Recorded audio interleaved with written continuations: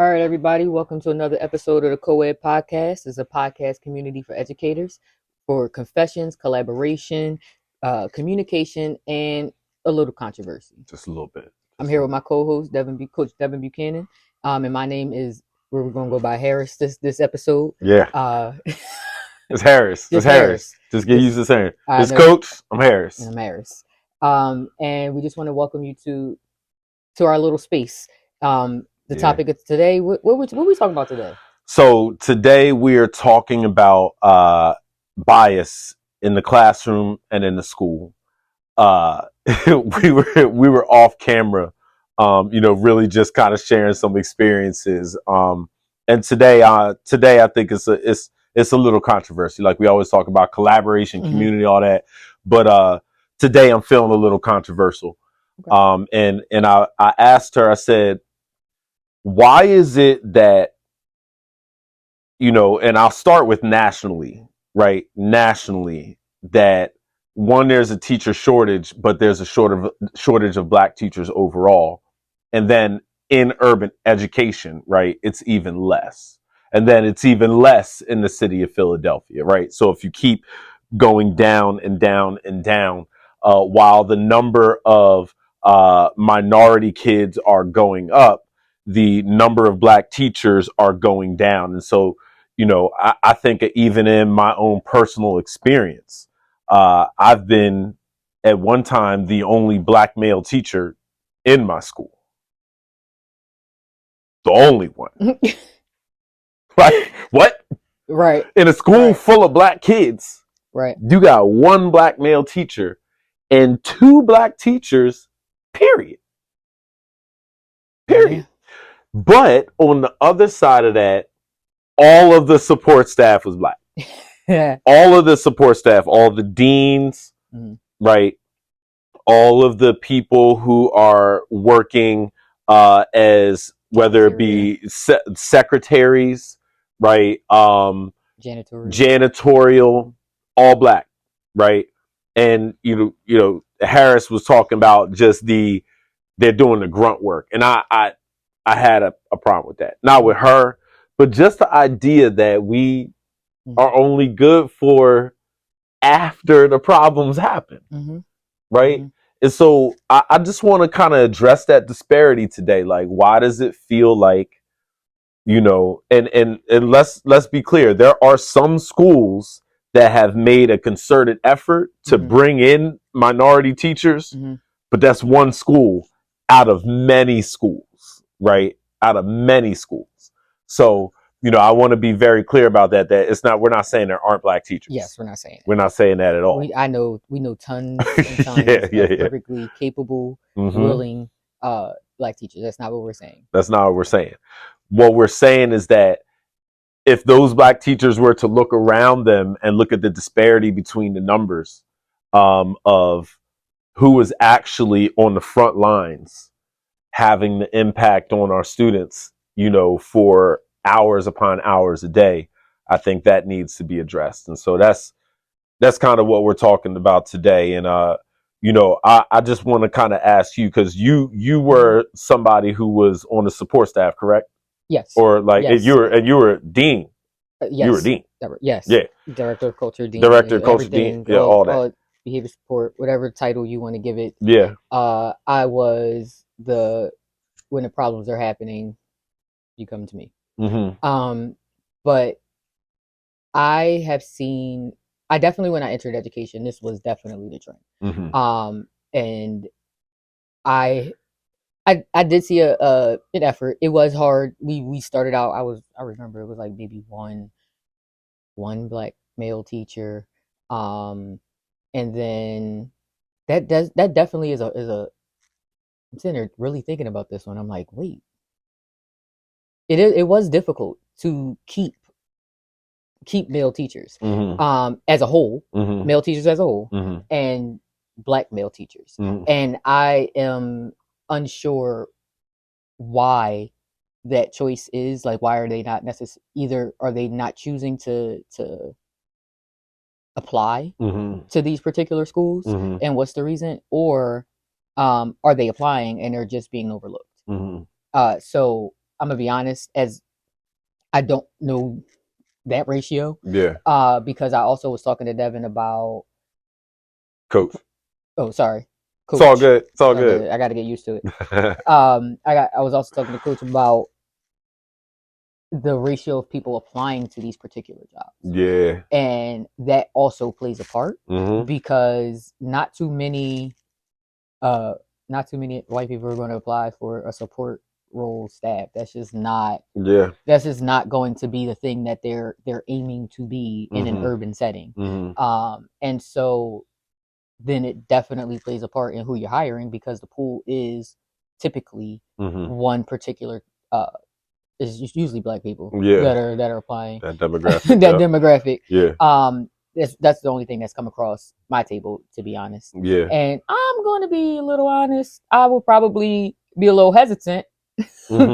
I would really have to hear what this person was saying. Yeah. And ask them some serious questions in this interview process. Yeah. And because I would really need to know their why, like, because that is not the standard job that I would see them applying for in an urban setting. Yeah.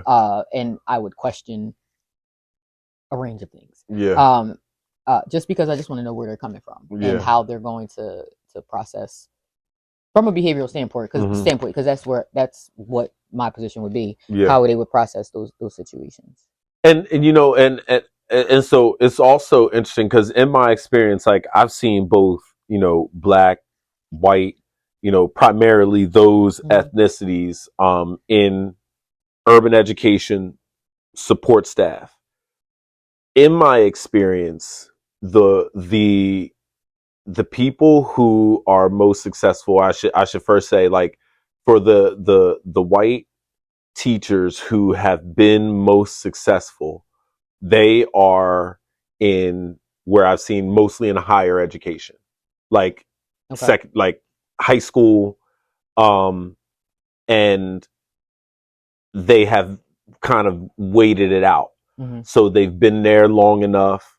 A lot of them now are making a significant amount of money, you know, to be there. And so it's not really of their benefit to leave, you know, when kids are kind of cycling in and out anyway. I think on the other side of that is that, especially in middle school, it's really difficult. You know, at that age, kids are going through a lot of transitions, and you know, because we are coming from a specific type of school, you know, not every city has charter schools. Not every city, you know, offers that option. And so because, you know, we have that option, and a whole system kind of around that, I think that a lot of teachers can kind of come into education without being fully certified, without having the appropriate experience, and really not even having wanted to be a teacher, right? And so, you know, what we talked about before is the bias that comes in when they don't have the experience either in urban education, or they don't have that experience in their life at all being around black people. I'm gonna be honest, like, like, what did you doing here? Why? I could kind of tell, right? Yeah, not that you can't, but I could kind of tell. I could kind of, and this is both good and bad. Yeah. But I can kind of tell somebody that is going to make it in urban education. Based on what their experiences are. You could tell me, if I know that you went to certain schools in the city, you grew up in the city, so you know how the city works, and you have some of your biases. They might still be there. However, because you went to school and everything was much more integrated in your life, and you walked out, like, you're not in a culture shock. You're not walking into the building in that same culture shock space. And so it takes a lot of teachers that do not have that experience coming into urban education. They have to get over the culture shock, and they have to get over every bias that they've been told that they have to get over, such as trauma, walking into these spaces, and they have to like reshape their brain sometimes, because that is not always what the issue is. Yeah. And so when they walk in with that bias, knowing, or that thought process, thinking that they already know what the problem is, or they already know what they're going to have to handle, then it's hard for them to just take the issues that come at hand for face value and move from there. And look at the students as individuals instead of, oh, this community that I have to go in and community save. of problems. Community of problems. Like I'm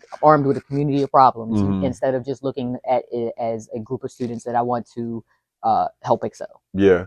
And I love that point.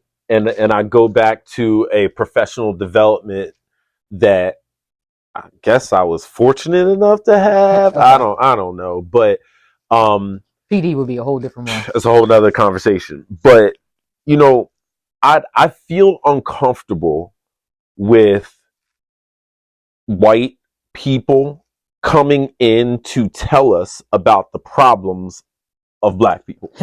Right. That is very difficult to deal with. And it doesn't really matter what your education is around, because there's a different level of personal experience that comes in the classroom that you have to have with people. It's more than just what they call an ACE, an adverse childhood experience, right? And so all these kids have ACE scores and they have all these things.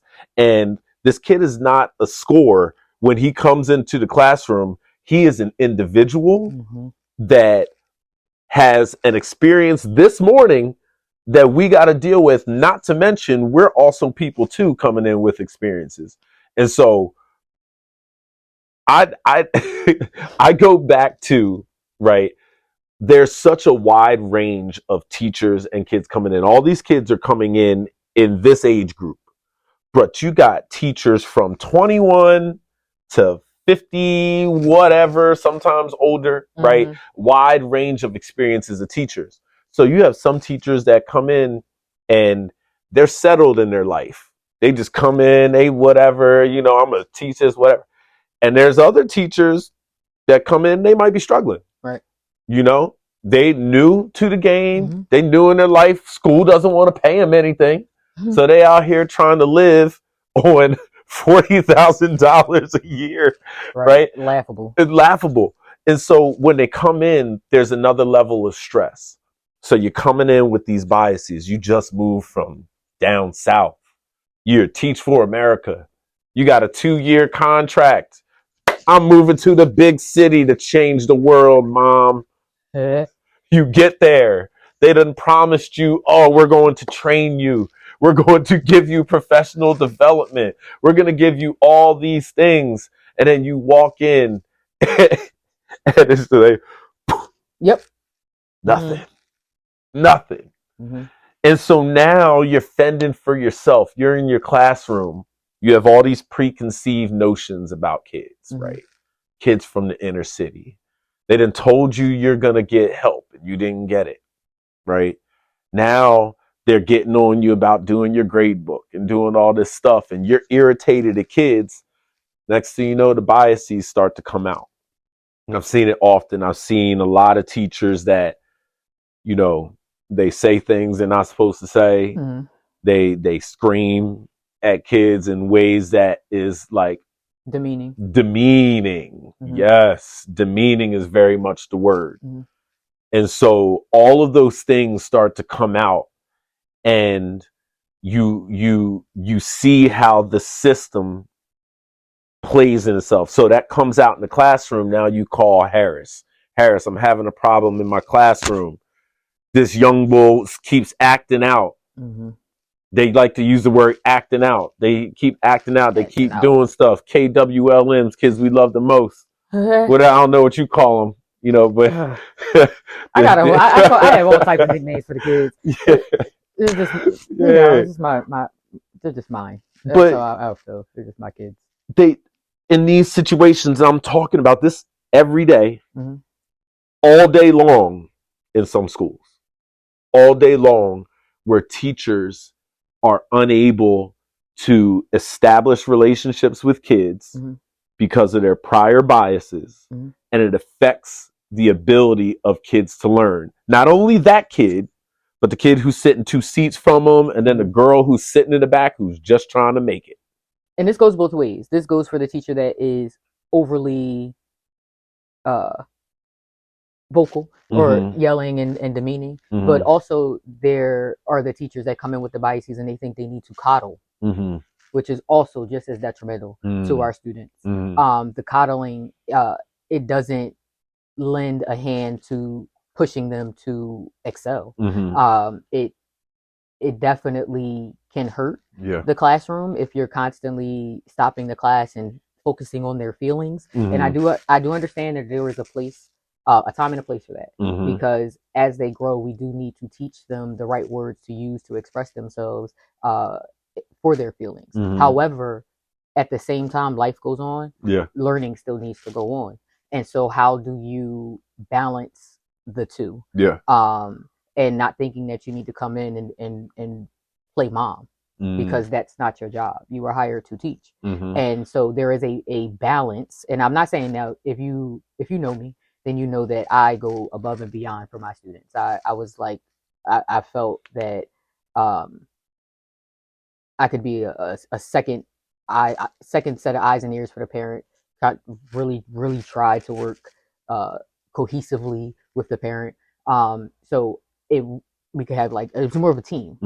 And so I just think that when teachers come in and they are play that too sensitive role, our kids are smart. Oh yeah, she's soft. Yeah, they know she's a soft teacher. They know a soft teacher. And when you come in a little too soft, like a marshmallow, it is very Twinkie feeling. Yes, it is very hard to gain that to get that back. And so coming in and understanding what your biases are, it doesn't mean that it makes you a horrible person if you have these things. It just means that you need to recognize what they are, so you know how to prep to respond. And you might not always have the best response, but you can write your questions below and maybe ask me. Maybe I can help you out. And we're going to talk about the responses, like what you could do. That's a whole nother, whole nother show. And come back for that one. Yes.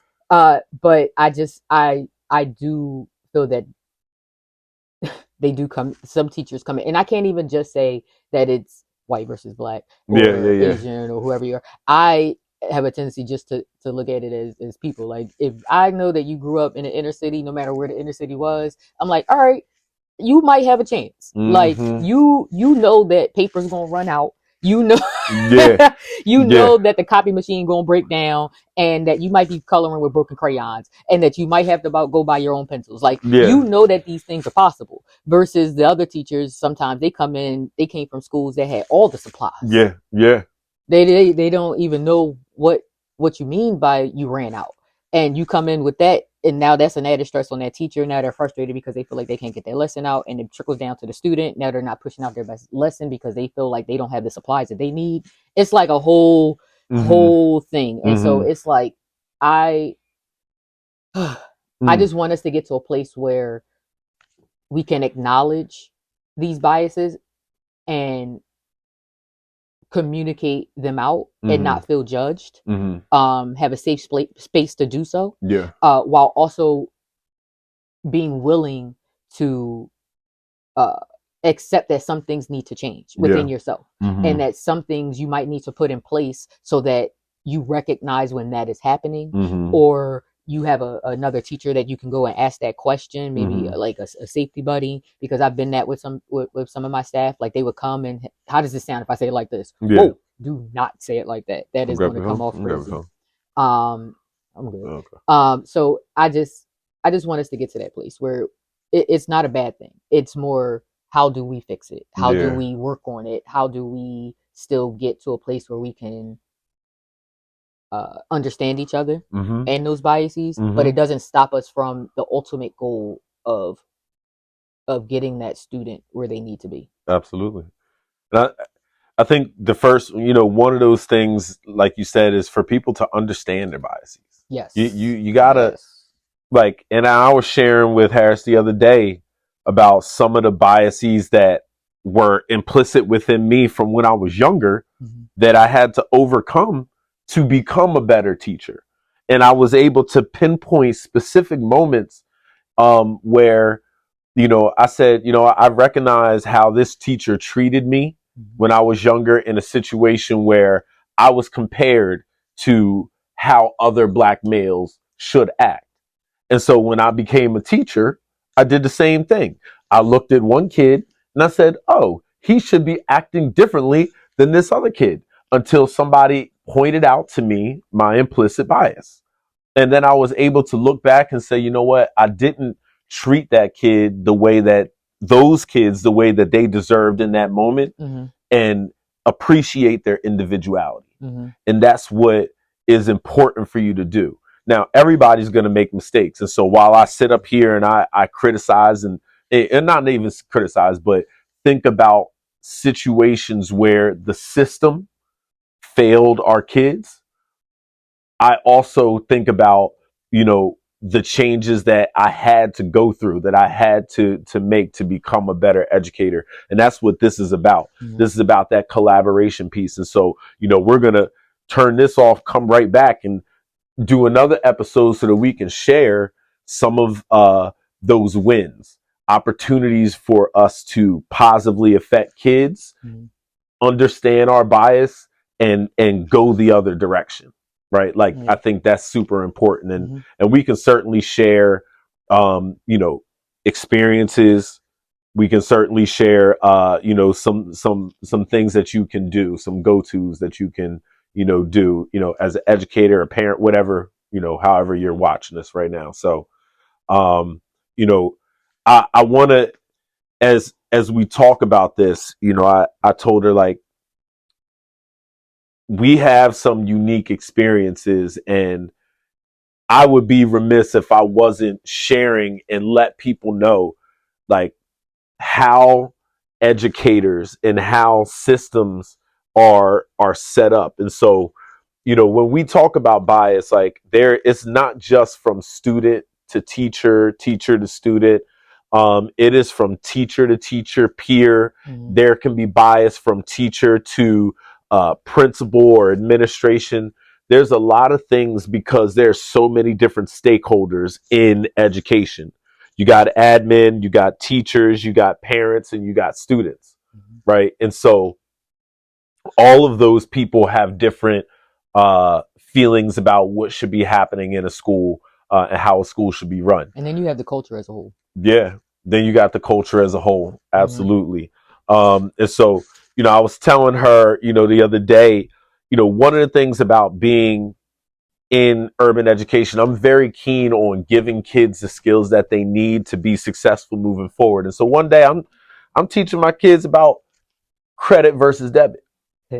And I tell this story for a specific reason, but I was teaching my kids about credit versus debit. Now I was substituting for a class whose teacher was out that day. And so when I returned them back to homeroom that day, the homeroom partner of the teacher who was out, welcomed back in, and I started talking about, what we were talking about that day, which was, how to have good credit at a young age, and telling them about, putting their cell phone in their name, even if their parents are buying it, getting on their parents' credit card as an authorized user and just buying gum every month and stuff like that. And so the teacher turns to me and says, oh, he was teaching y'all about credit? I probably have a better credit score than him. And I looked at him so hard. What do you mean? What are you even talking about? Why would you say that? And he looked at me and he said, or I looked at him and I said, that was completely unacceptable. And he said, oh, I'm sorry, I didn't mean to offend you, or something like that. And I might have said something.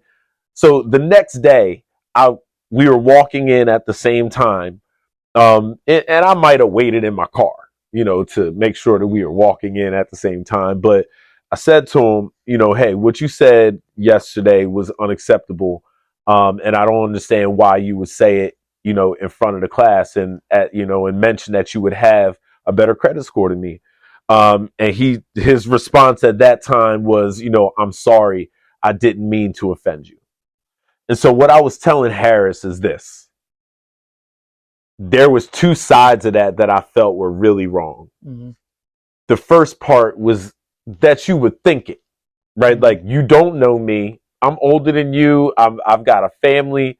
I've been working in this longer than you. Like, I don't understand where you would get that other than implicit bias. Mm-hmm. Okay, fine. Everybody's got a little implicit bias. I'm fine. But then you made the effort you took the effort to speak that implicit bias into the world and out in front of our students. And so I felt that to not just be biased, but to then turn to being disrespectful. And so I had to let him know about that. Mm-hmm. But I mentioned that because I do believe that type of bias, that transfers from teacher to teacher could also transfer from teacher to student. Mm-hmm. The belief that, because I come from an affluent area, or because I, come from money or have this certain credit or whatever the belief is, that translates to your child's or a child's ability to learn.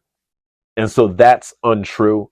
And that's why I was so offended, is that I just felt like at that time, and I'm sorry, I'm going to close this up. I felt like at that time, he took an opportunity to elevate himself in the eyes of the classroom at my expense. And that wasn't cool. And so, as a teacher, I look back on that and say, okay, that was an opportunity for me to learn, an opportunity for me to learn how to address a situation in the moment, because it might happen to me and somebody else. So I just wanted to share that story, sorry, a little longer, a couple minutes. But that was, a moment of bias that, kind of stuck with me. So just wanted to share that. Guys, if you haven't already, before we close this out, we just need y'all to go ahead and click in the description below. Subscribe to us on YouTube and Spotify. That's where you can find us right now. Share this with a friend, a parent, a student, whoever you think would like to hear the topic. Yeah. We want to have a variation of topics, and so we want any and everybody to be able to come in and join the conversation. So please drop comments below. Let us know if you ever had a situation where you have acted upon your own biases, or somebody has, or the reverse situation. Yeah. I'm sorry, my brain just went a little blank. I apologize. No problem. Just so that we can keep interacting, and you never know, we might bring that up on the next episode. Absolutely. Absolutely. So join us, like us on Instagram, Spotify, YouTube. We're making it. We're trying to get out there, people. We're about to slide over to TikTok too. Okay. Just, all right. I'm old. Don't fully understand TikTok. Yeah. But we're gonna slide on over there. But y'all, appreciate your support. Yes. Everybody that has been engaging with us already, like, thank you. Would have never thought this was. We just out here talking, sharing our thoughts, and apparently, y'all appreciate that. So thank you very much. It's the Co-Ed Podcast. This is Coach Harris. And we'll talk to y'all soon. Peace.